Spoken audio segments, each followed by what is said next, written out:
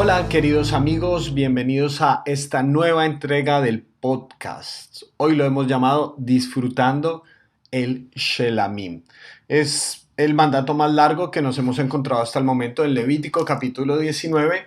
Está de los versículos 5 hasta el 8. Dice así: cuando le ofrezcan al Señor un sacrificio de comunión, háganlo de tal manera que el Señor lo acepte de buen grado.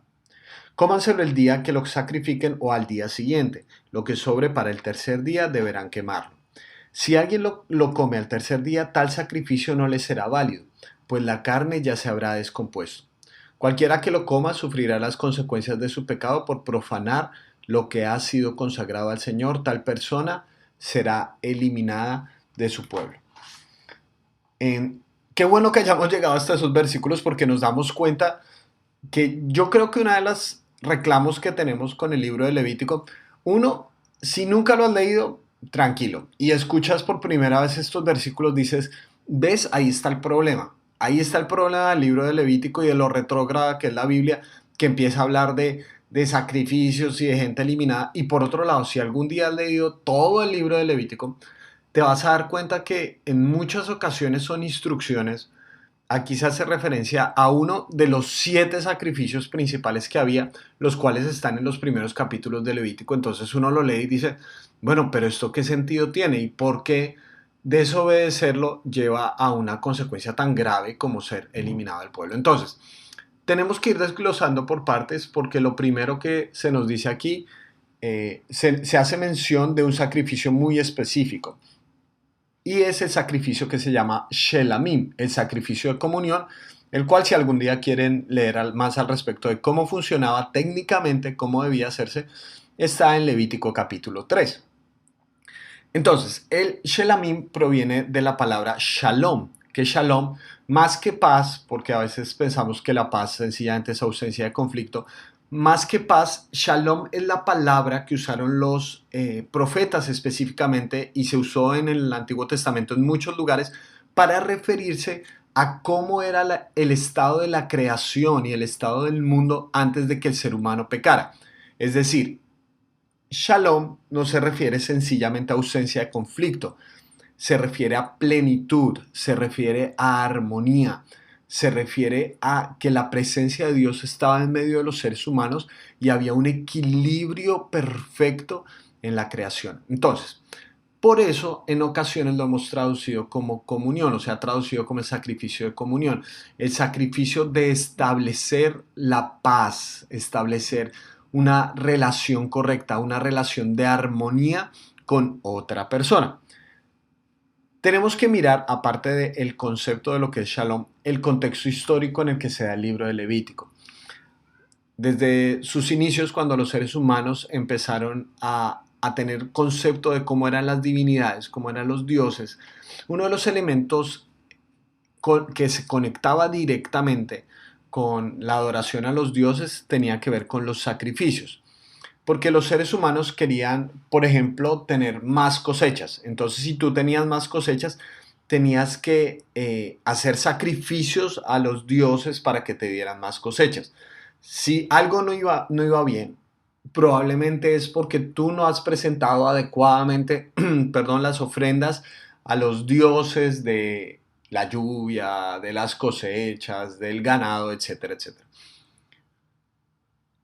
Cuando las cosas iban mal, ¿tú cómo lograbas que fueran bien? Por medio de sacrificios. Sin embargo, ¿qué pasaba si las cosas iban bien y querías que fueran mejor? Tenías que hacer más sacrificios.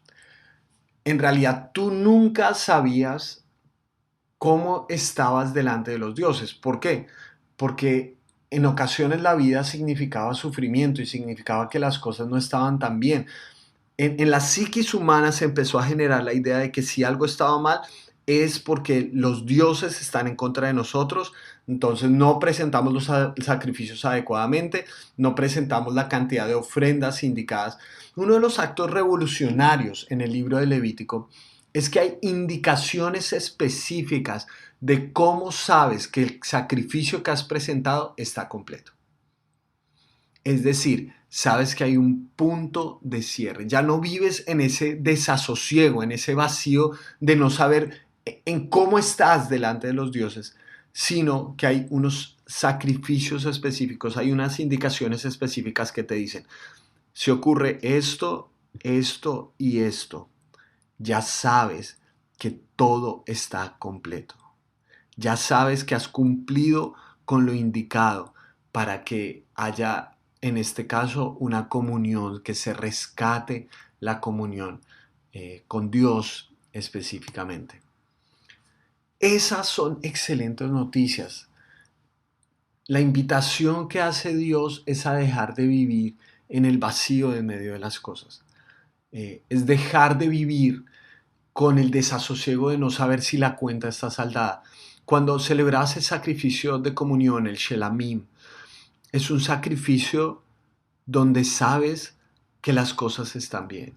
Es decir, presentas este sacrificio y es muy interesante que de acuerdo a tu capacidad económica podías presentar ciertas cosas. La gente que tenía más recursos podía presentar algún animal de ganado grande, los que tenían menos recursos podían presentar algún animal de ganado mediano y los que eran pobres podían presentar un pichón o una paloma para saber que las cosas están bien. Muy interesante que incluso este sacrificio da la idea de una comida, porque miren que se dice que puede consumirlo, es decir, este sacrificio no era sencillamente que se mataba un animal y ya, sino que se volvía una comida. La cena es muy importante porque en la cena tú invitas a las personas que son importantes para ti, tu familia, tus amigos. Entonces el concepto es absolutamente revolucionario porque Dios está invitando al pueblo a ser amigos, a ser familia, a sentarse en la mesa para celebrar el shalom con Él. Todos esos elementos son muy importantes. Y vean que incluso se nos dice en un tercer día no se podrían consumir los alimentos. O de lo contrario, esa persona será eliminada del pueblo. El concepto de eliminado se puede dar la idea de que esa persona es expulsada del pueblo, pero más exactamente tenemos que aceptar y digamos una de las dificultades que tenemos es que muy seguramente se refiere a que esa persona muere, ¿sí? El eliminado del pueblo es que esa persona pues ya no existe más, se murió.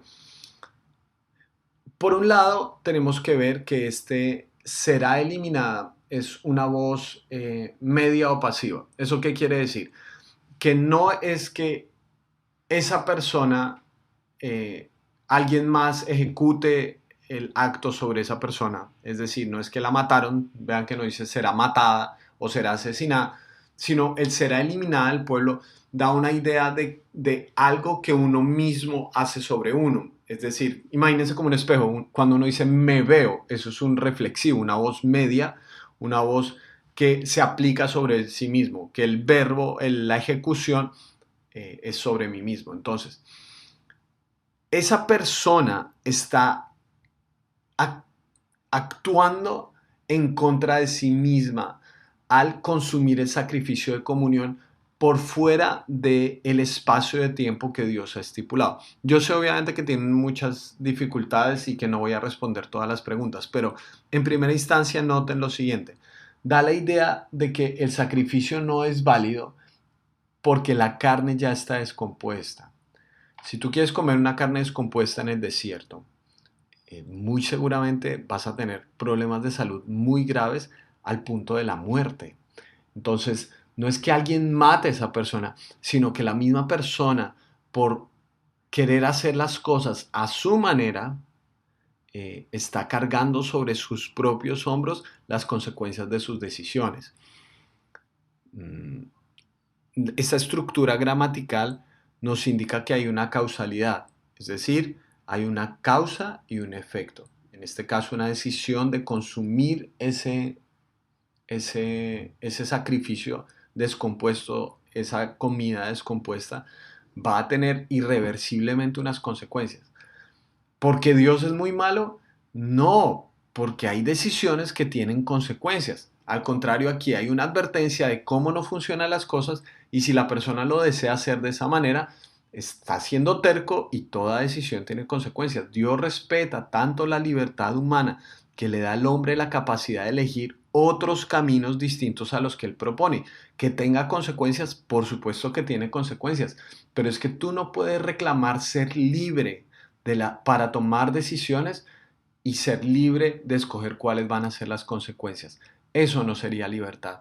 La libertad implica que el ser humano tiene capacidad de decisión. Y Dios, en este caso, en este mandato le está diciendo al pueblo, vean, esto tiene una ventana por su propio bienestar. Y el bienestar significa, hagan el sacrificio de comunión. Yo quiero estar cerca de ustedes. Cuando hacen ese sacrificio es una comida. Tienen hasta 2 días para comerla. Si la comen al tercer día, ya va a estar descompuesta, ya va a estar mal. Si ustedes desean seguir comiendo en eso, va a tener unas consecuencias. Y las consecuencias es que van a sufrir de hacer, van a sufrir en su propio cuerpo las consecuencias de hacer las cosas mal. Eh, Dios aquí lo llama pecado. Qué interesante, ¿no? Que tenemos la capacidad de convertir algo tan bueno como un sacrificio de comunión en algo malo. Y la pregunta que uno tendría que hacer es, ¿por qué? ¿Por qué? O sea, tienes un sacrificio de comunión para estar en la mesa con Dios. Tienes después de eso una ventana de un día adicional, 2 días adicionales para consumirlo. ¿Por qué vas a querer consumirlo en el tercer día? Permítame proponer que ese es parte del problema de lo que muchos concebimos como religión y acercamiento a Dios. Uno de los problemas que tenemos en mente es que no creemos que con Dios es suficiente. Es decir, sentimos que hay deudas que todavía nos toca pagar. Sentimos que todavía hay culpa que tenemos que cubrir. Queremos pagar lo impagable. Seguimos con la mentalidad de que tenemos una deuda con Dios. Seguimos abrazados a esa antigua idea de deidades que nunca están felices, que nunca están plenas frente a su posición con la humanidad. En el fondo de nuestra alma anhelamos shalom, pero cuando Dios nos dice están en shalom, nosotros queremos estar en otro lugar. Queremos algo más. Insistimos en que toca seguir pagando. Cuando Jesús estaba en la cruz del Calvario, dijo, todo está consumado. Y todo significa todo. Pero yo noto cómo esta situación que les menciono sigue siendo tan real incluso en el día de hoy. Hay gente que no cree que todo está consumado, que siente que tiene que pagar, que vive con un montón de culpas acumuladas en su corazón, que a lo sumo tiene momentos de paz, pero no tiene una vida de paz, no tiene shalom. Piensa que el equilibrio del universo está sobre sus hombros. No confía en eso que Jesús dijo, todo está consumado. No confía que somos invitados a la mesa de Jesús. ¿Se acuerdan que un día antes de morir Jesús celebró la comunión con sus discípulos? El ser invitados a la misma mesa del Salvador del mundo es que nunca ha dependido de nuestros méritos. Nunca, aún desde el libro de Levítico, nunca dependió de los méritos de las personas. Dios era el que ofrecía el medio para que el ser humano se acercara. Dios es el que decía, vean, sacrifiquen un animal. Es un animal el que paga por mí, no es mi capacidad, no es lo que yo hago, es lo que Dios ofreció por mí. ¿Tú crees en un Dios de gracia?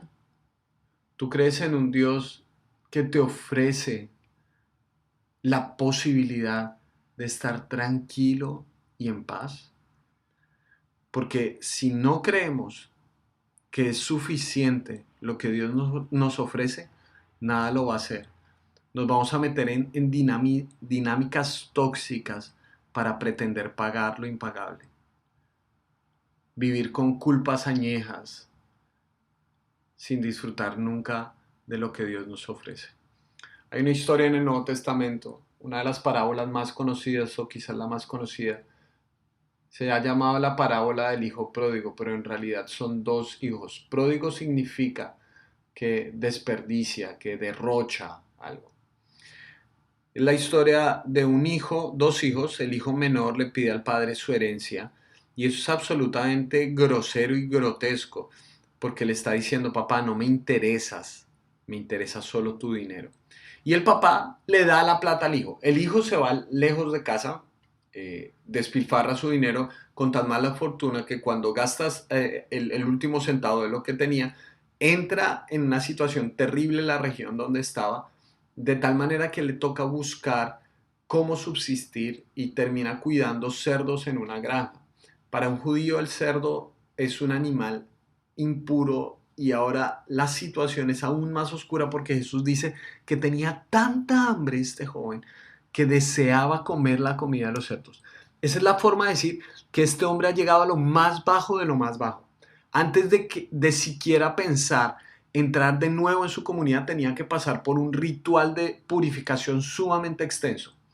Estando ahí, en ese lugar, en su lugar de profundo quebrantamiento, en su lugar de fracaso, este hombre, dice el texto, que recapacitó, es decir, le volvió la cabeza a su lugar.